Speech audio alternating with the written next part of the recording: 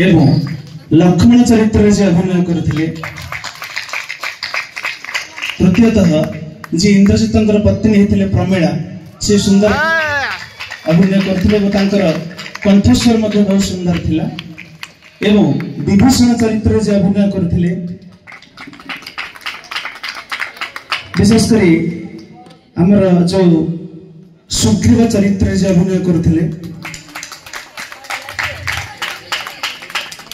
और रावण चरित्र में से अभिनय करथिले।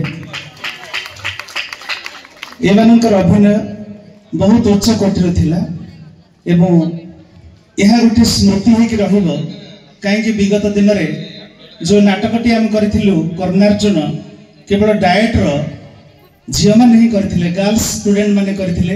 मोर एबे भी मन अछि से माने कर्ण होइथिला रश्मि बोली गोटे झियोटी से वर्तमान अछि पीईओ पंचायत एग्जीक्यूटिव अफसर अछि। एबे मध्ये फोन करूछि मझरे मझरे। मौसमी बोली गोटे झियोटी भीम होइथिला बहुत सुंदर अभिनय करथिला। आउ दुर्योधन होइथिला हमर कुन्नी बोली झियोटी हमर भापुर से वर्तमान चाकरी पाई गलानी समस्त जोगाजोग रे अछंती। द्रौपदी होइथिला सरस्वती बोली झियोटी खंडपड़ार से माने एबे मध्ये जोगाजोग